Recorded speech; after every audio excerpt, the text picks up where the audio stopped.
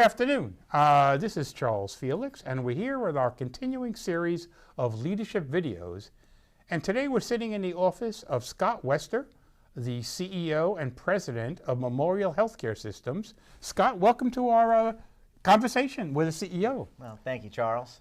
So tell us a little bit about yourself, maybe a little bit about how you wound up at Memorial, and tell us a little bit maybe about your family. Sure. So I grew up in Cincinnati, Ohio, and did my undergraduate work in St. Louis and came back and got my Master's of Health Administration back in 1993. And as many of the people in this business know that you have to kind of do a fellowship, and I decided to get out of the Midwest, and I did that in Louisiana. And I was selected as an administrative fellow back in 1993 at Our Lady of the Lake in Baton Rouge, Louisiana, and I stayed there for just 30 years. Only 30 years? Only 30 years. So it's kind of a short stay. A very short stay, and one of the benefits, of course, of being down there, I met my wife, Nicole, and we just celebrated our 26th anniversary this past year. Congratulations. Thank you, and we've been blessed. We have two beautiful daughters. I have my oldest daughter, her name is Grace, and she's actually at LSU Shreveport School of Medicine. So she's in her second year. And then my youngest, Lily, she's a junior at LSU. So bringing a lot of LSU flavor down here in South Florida. They still got the Louisiana in them from going to school down there then. Absolutely. Yeah. Absolutely. So what made you take a look at South Florida, a totally different market than really Baton Rouge or really almost any city within Louisiana, to be able to come to Memorial Healthcare? What was that? What were you thinking at that point? Well, it was important to me. Family is always first. Right, and, absolutely. Knowing that my two daughters were out of their high school years and kind of getting situated to their, both undergraduate and now in School of Medicine with Grace, my wife and I said, well, if there was the right opportunity, maybe we'll actually start looking at it. Because over the years of my 30 years, I had a lot of recruiters come out, reached out to me, and, are you willing to relocate? And my wife's whole family is in Baton Rouge, and it was never the right time looking for an opportunity. And so a recruiter called me about the retirement of Aurelio Fernandez, and suggested, maybe you should take a look at it. Like a lot of people do, anytime they hear about an opportunity, they try to find a connection. So I actually text two of my really good friends that are in the state of Florida, one being John Curris, who's the CEO at Tampa General.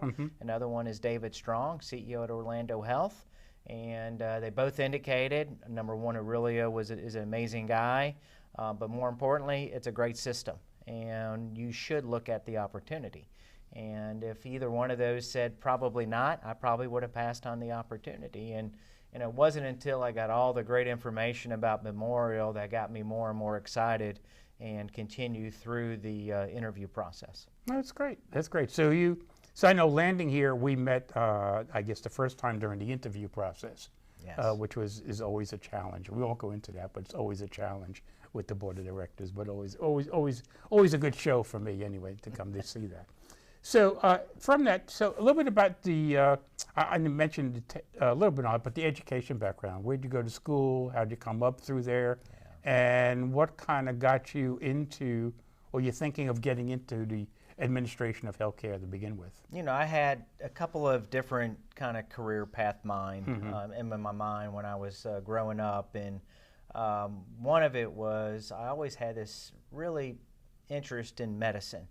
And my grandfather on my mother's side was an OBGYN, very well known in Cincinnati, Ohio, and thought I was going to go down the clinical route. And I then went into St. Louis in a chemistry degree, but I also in high school went to an all-boys Jesuit school. And so then I went to St. Louis University, another Jesuit university in St. Louis. And then I rounded off the degree with also a degree in classical humanities.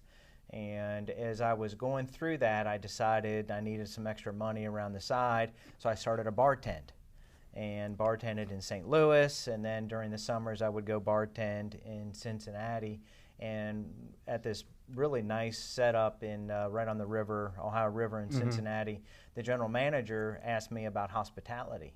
And hey, do you ever thought about maybe doing some management in hospitality? And he actually got a new job with a Holiday Inn as a general manager, and he offered me his #2 food and beverage director when I was 23 years old. And so again, fork in the road, trying to figure out what I wanted to do. At the same time, my mother was a caterer, and I would go help her in the catering, especially with physicians who would entertain at their home and everything else, and I'll be sitting there either serving or bartending, and the doctors would come up and they would bellyache about being a doctor and asking, you know, it's so hard, my autonomy's taken away, this managed care thing's killing me, all this other stuff. And so I was having a discussion with my father about it. My dad said, hey, I'm going to have you talk to one other person. And it's a gentleman, his name is Ed Arlinghouse. He's passed away a couple years ago, but Ed Arlinghouse ran the program in health administration for Xavier University in Cincinnati. So I sat down with Dr. Arlinghouse, and he sold me on health administration. He said, being a physician is terrific and all that, but if you want to serve more, you might want to consider this thing called health administration. And so he said, if you take these extra business classes, accounting, finance, and so forth, I'll admit you into the program. It was a lot easier back then to get into admit. He had sole authority about who gets in. When you have that person who can check that box, right. That's right, it's easy. So I did all that. I went back to him. He said, okay, you want to start this fall? And I said, okay, I think I'm going to try this route. I can always go back to medical school if I wanted to, and never look back. Really, yeah. There is, I find that with a lot of people I talk to with healthcare this is something that you really, you have your heart and soul in it. In fact, when and I know you're a fellow within the college, and when the local chapter, which you need to come down to more events, by the way, the local chapter. Yeah, but the local chapter, when we get all these younger, I'd say mid-career, lower or entry-level mid-careerists, and I talked to them and I said, you know, they say, well, you know, it looks like a good job. I said, well, let me explain something to you. If you don't have your heart in it, get out now. Right. Because it's going to be harder to get out later on. Get out now and do something that you like. Right. And I think you had an aha moment of something that you really liked, and took you way 30 years at one place, and now starting your basically second career here. Exactly. Which is great. Exactly. So during the, I mean, it's really a very interesting journey, because you've been in one system for 30 years and just starting this one. What were some of the challenges you ran into over those 30 years? I mean, I know it's hard to say, you know, what's one or two, but I mean, obviously the COVID situation hit us all healthcare systems. Right. But besides that, what were some of the challenges you ran into as your career started, I guess, gelling into a CEO or president of the healthcare system? Yeah, I would say probably early on in my career, I recognized this industry is like a roller coaster. There's good times, and then of course there are bad times. And me coming into the BBA in 1997, I was, you know, getting from being a novice in the business, understanding the business, and realizing how legislation with one signature on a piece of law could really change and fundamentally change an industry such as healthcare. Sure. And we've seen that over and over again, and of course then with Obamacare and other things. But it's always been, still to this day, the fiscal pressures are always there. Sure. But we always seem to figure it out from an industry perspective. But it's always those challenges of making sure that you deploy the right resources at the right information to make sure that you're able to do the things that you're supposed to do within the health system that you're part of. But also, unfortunately, I was very much involved in Hurricane Katrina. And of course now, 20 plus years ago, when that storm came through New Orleans, we weren't directly impacted, but we were the receiving facilities for those patients that were displaced, either from a hospital or just the community at large. and really one of the largest national disasters ever in the history of the country. Absolutely. And remember it so vividly, that whole experience, like it was yesterday. And I remember being at a tarmac when all these big C-140 planes were coming in, and they had what they call leaders, which were basically cots that you can lift up and just stacked 3 or 4 deep and rows on the back of this plane, and we were the receiving facility. And I remember when that lift was coming down from the plane, and you just saw the National Guard and those in uniform, you could just see it on their eyes that this is kind of like a war zone. And I remember when I was looking at different patients, trying to figure out in the real triage world, and what tags do they get on their toe. There was things such as a lady having a thing that just says, dialyze me. Or another person and say, what's your name? Oh, your name is Charles. And Charles indicates to me, I have cancer. Oh, you have cancer, where at? I really don't know. And of course, you didn't have any medical records or anything. And these were the people most in need. And I know we did a terrific job of helping many, many of those, but unfortunately, that whole disaster of Katrina really reshaped the state of Louisiana forever. And that, I would assume, being such a life-changing event for you, made decision-making in the future have a little different look on it. Right, very much so. And to that point, as part of that national disaster, 70% of all doctors were trained in New Orleans.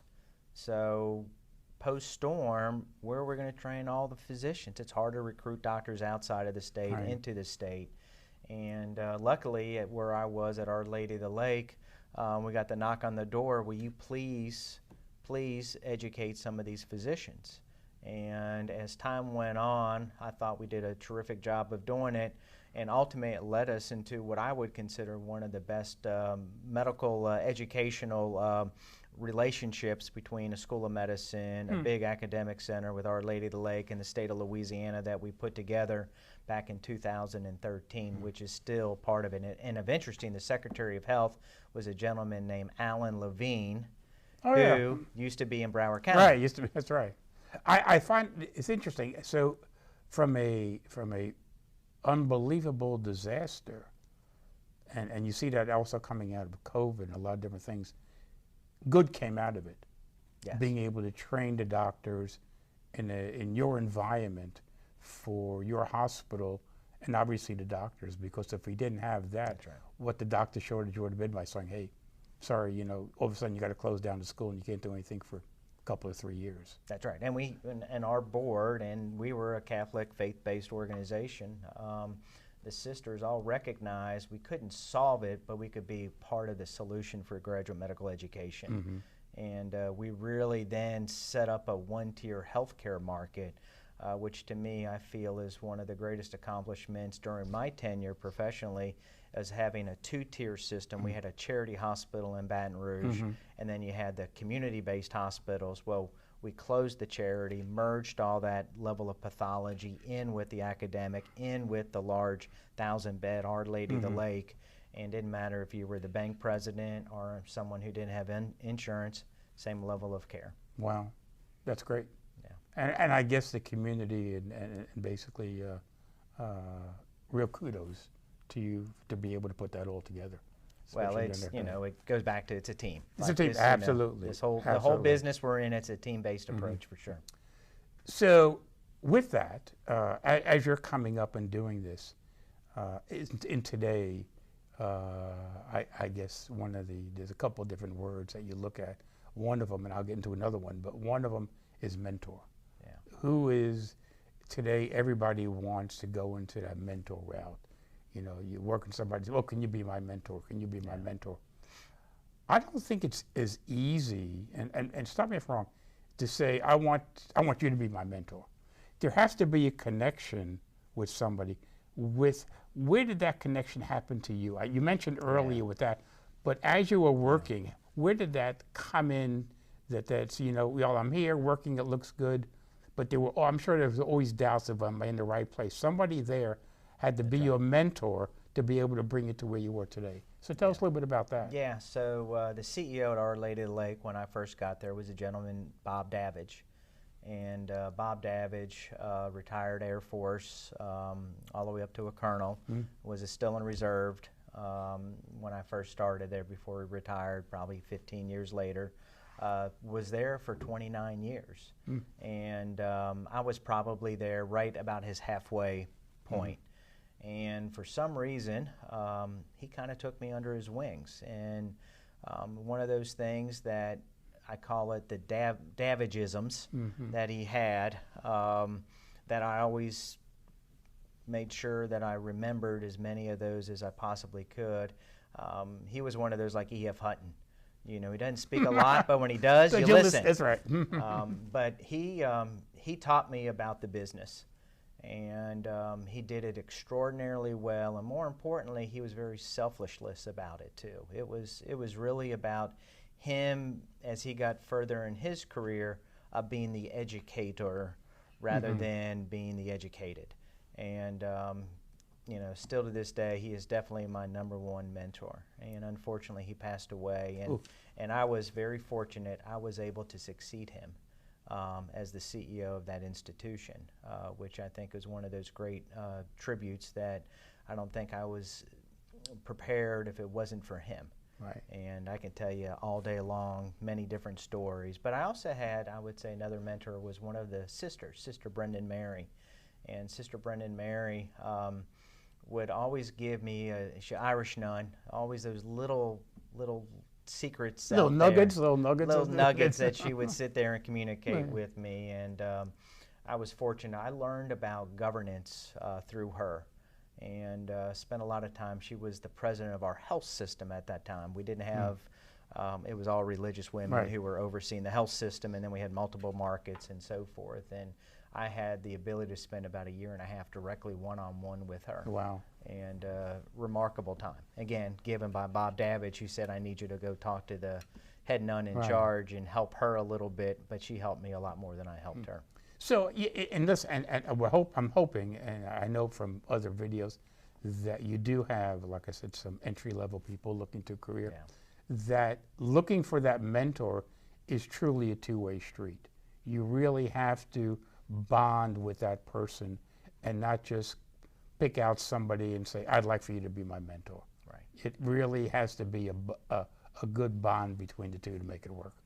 Exactly. And those relationships are mentor-mentees look in very different ways and different things. And the thing that I've realized is we have a lot of mentor-mentees that people don't even talk about. And I was, for example, a couple weeks ago, I was in sterile processing. I was at SPD, and I was asking the team, how's it going? And you know, how long have you been working here? And they would tell me their years of service. And one was there really within just maybe 90 days. And I said, how's it going? She said, this is hard. This is hard work. You know, I said, you getting it? Yeah. And then she said, well, she pointed to her supervisor. She's making it work for me. She's doing a great job helping me understand it and everything else. So, I mean, it's, you know, they come in all different forms and fashions. They do. And sometimes you don't even know it's there. Exactly. Until it kind of clicks. Right. Absolutely. So in your role here, tell us what a day looks like. I hate to say, again, one of those words I don't like to use, but typical. Right. But what does your day look like running the healthcare system? Well, the day is always very unique to each other. That's right. It's one thing I like about, I think, being in hospital administration is the unpredictability of the work we do. Right. And you know, my day is usually filled with a lot of meetings. Usually I start work by 7:30 and usually finish up depending on the day. Usually an evening dinner or something, maybe once in a while during the week I might be able to get home at 6:30. Do you even control your own schedule anymore? No, it controls me. But the important part is making sure that you utilize your time efficiently. And I remember someone recently was talking about the word busy. And I caught myself to predominantly my wife, Nicole, how's your day? Oh, it's busy. And then I realized that's not the right term to use. You have to use the word, it was effective. There's a difference between busy and effective. And I think as hospital administrators and leaders in our industry, we have to be very effective with the use and the activity of time, because we only have a certain amount during the day to really get the work we need to be done. Yeah, that was in background when I was in accounting, in my early years of accounting. And we would sit in an office with 3 people, and we'd all be working on some stupid project, but it would all take time and tying and ticking numbers. And there was always one person who, like you said, was always busy, always working. He would be there early and stay there until 11 o'clock at night, and you have to write off half his hours, but he wasn't effective. That's right. So you're right, busy is one thing, being effective with your time is more important than just being busy.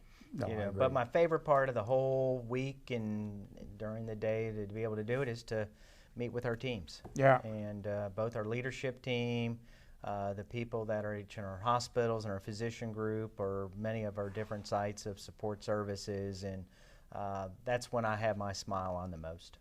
That was an interesting transition for you from kind of a one hospital with some tentacles out there with different systems to multi-hospital, multifaceted. You have operations from here all the way up into Lake Worth, into the Wellington area. That's right. So that has to be somewhat of a getting used to change for you, as large as that is, and pulling it all together. Well, and it's like a lot of things in my position too. It's you kind of have to set the stage. Mm-hmm. And then you really make sure that you have the right level of leadership structure in place, and let the teams do what they're supposed to do. And I do not micromanage. I don't believe in micromanagement. I'm here as a resource. I'm here as an educator, as a mentor, hopefully, for many people in our organization.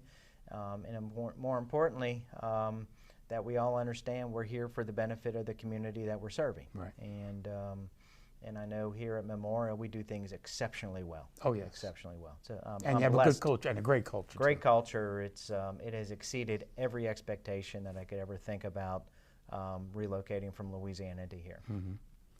What is you over the years, and we talked about the mentor, and but what philosophies do you live by on a day-to-day basis, and in running the healthcare system? That when you were there for 30 years that you were able to bring here, that you've seen now you've been here for a little over a year, 15 months, right, that you've seen blossom within Memorial, that you were able to bring with you that might have been lacking a little bit here? Well, I think first of all, coming in right post-pandemic. Oh, So mantra number one is workforce, workforce, workforce, and we're only as good as the people that put the Memorial badge on. And we had such displacement as many other health systems around Florida and around the country, and so it was, again, let's bring the teams back in wearing the badge. In our human resources department, through our talent acquisition team, Monica Puga, our chief nurse executive, and all that. We blitzkrieged, if you want to call it, back into workforce and workforce development exceptionally well. And but the other thing that I think we found post-pandemic or during the pandemic is a lot of our people are new within the organization, and we have to spend more time training and educating both on the clinical skill sets, on the service line skill sets, and making sure they understand policies and procedures. Right. Mm-hmm. We have a lot of new faces in the organization. The largest turnover probably in the 30, 40 years of the last, maybe 70 years of Memorial's history. Most turnover we've had in a compressed period of time, and making sure that we're providing that level of education and training is essential. Right. Getting the people to understand the culture within Memorial. And I think, people come to Memorial understanding. They hear about the culture of Memorial and they want to come here for it. So they're not coming in blindsided. It's just a matter of them absorbing it in the right fashion, I believe. Yeah, I get the fortunate every Thursday morning to do new employee orientation. And so I spend 45 minutes with the team, and and I talk about the uniqueness of the memorial culture. And actually this month we'll be recognized again as one of the best places to work in the United States with modern health care. We're always in the 98th, 99th Right. percentile in team member engagement and so forth. And they ask the question, well, why is it the way it is? And it's been one of those discoveries that I've been trying to look forward to, is how is this culture so strong and so good and so consistent year after year? What makes it so special? And a lot of it is, it's just the level of leadership that people expect. I really give credit to Frank Sacco.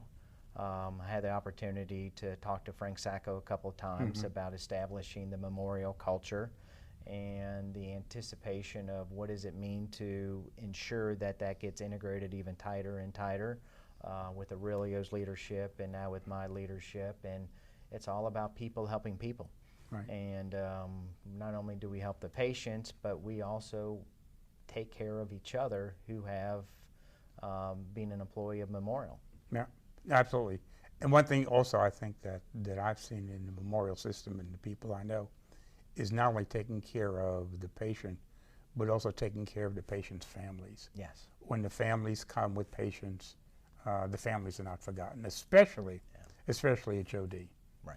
That it's you have the patients, but it's really you're serving the patients and the families. Yeah. Especially at HOD, and do a great job. So as we kind of end the conversation, because I know you have to get back to work, and I have to work this afternoon, depending if my wife lets me work or not, I'm not sure. But in what one or two pieces of advice would you give that early career? It's the person coming out, they've gone there, they got their undergraduate degree, they got their master's degree, they may be going for their fellowship, and so they have maybe 2-3 years under their belt. What piece of advice would you give them in healthcare that you've seen relating to, whether it be with Memorial or just in healthcare alone, that they need to kind of focus on now in their career? So my one word of advice to any leader coming into healthcare is be a master of the responsibility that you have at that period of time. Become a master in it. And it doesn't matter what position that is, but get to know that position. And if you want to try to develop yourself even further, try to hook up with someone else you know within the organization to begin understanding his or hers work as well. And I've been extremely fortunate being able to really understand the operations side of this organization, not at Memorial, but even broadly within healthcare. And I am a much better leader because of my knowledge base. And I spent time in operations, I spent time in finance, I spent time governance and community and all the other aspects of it. And what I find is, and you know, no disrespect to any new leader out there, is they're looking quickly for the next. And the next comes quicker once you become a master of your trade. And so if someone has responsibility for a department, well, understand the whole dynamic of that department, not just a piece of that department. And it's the industry is very complex, as you know. Oh, absolutely, sure. And it's so dynamic. It's not even three-dimensional. It's four-dimensional, and in the way it works and acts in the world of healthcare. And but be an expert of what you do. And just when you think you understand everything, they start throwing AI at you now. That's right. Well, so just because you think you know everything else, let's throw this other thing. And always be a constant learner. That's right, exactly. Always understand. Exactly. You know what's coming next. I was just talking to a team about remote patient monitoring, and the degree of when they figure out how to do blood pressure monitoring remotely, instead of having a cuff and all that, but can be done without any other intervention. People can just have some device on and do it. I think it's going to be the next evolution of really big change in our industry, predominantly with hospital at home and other things such as that. Yeah, that's going to be that would be that's a game changer in for healthcare. So as we wrap up, this is I guess because I sometimes have sleepless nights. just because we did a newspaper. But I have sleepless nights. Tell us a little bit about the things that kind of keeps, you wouldn't say keeps you up, but keeps kind of hard to put that mind to sleep at night, based on what's going on in the healthcare industry, not just Memorial, but the healthcare industry. Yeah, and I would say over the years, what's kept me up at night is usually that complicated item that maybe I've been having a hard time figuring out a solution for. And sometimes now people say, put a piece of paper and a pen or something next to your, bed, so that when you wake up and you got the moment, usually I have pretty good thoughts about, okay, how do you solve issues? And but there are many a times in which either it's something clinically that's going on in the organization, or you're struggling because of some leadership issues or things of that. Usually it's just, you think about it and you try to figure out, okay, how do I solve for this problem? And, it's like a lot of things. It's okay to phone a friend. Right. And phone a colleague or someone else and say, hey, I got this problem. How do you think I should resolve it? And usually having other people's perspective is very important. Yeah, but ultimately it kind of falls on your head since you're the leader. That's right. But I've told our people in our organization, we have to learn from mistakes. Right. Mm-hmm. And it's okay for people to call each other out for having a mistake. And I even challenge myself. And if someone on my team or someone in the organization said, Scott, that really wasn't a good call, I want them to let me know that, so that I can understand another person's perspective, and being able to make sure that as we think about other things we need to do, we put that perspective into play. Well, before we wrap up, give me the elevator speech for Memorial and tell me why people should come to Memorial rather than anywhere else. Or why people do come to Memorial. Or when they're making the selection, why would they want to come to Memorial? So. Well, as most people know, in South Florida, Memorial is perceived as one of the best health systems by far. And you can compare whoever, but Memorial's right up there. Absolutely. And people talk about it. We have 16,000 people that are at Memorial now. We're a little bit over $3 billion. We got great diversity of the work we do. You mentioned Joe DiMaggio within the work we do pediatric. We have an excellent physician group now, Memorial Physician Group. We have over 400 physicians, and we have a lot of things that other health systems don't have, such as we have something with Broward Health called Community Care Plan, which is basically a health plan, mostly for self-insured plans and Medicaid. We have a very large distributed pharmacy through our pharmacy retail side. It's a big part of our business. And then we have these key service lines, such as our Memorial Cancer Institute, which we're about ready to open our new cancer center in the next couple of that.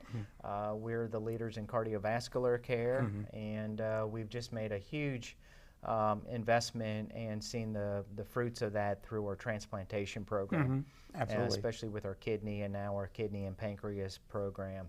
And but it all goes back to the people that wear the Memorial badge, and they make the magic happen each and every day. And as we all know, it's a very complicated market. And the other thing that I really appreciate about being in South Florida is how well all the health systems work collaboratively together.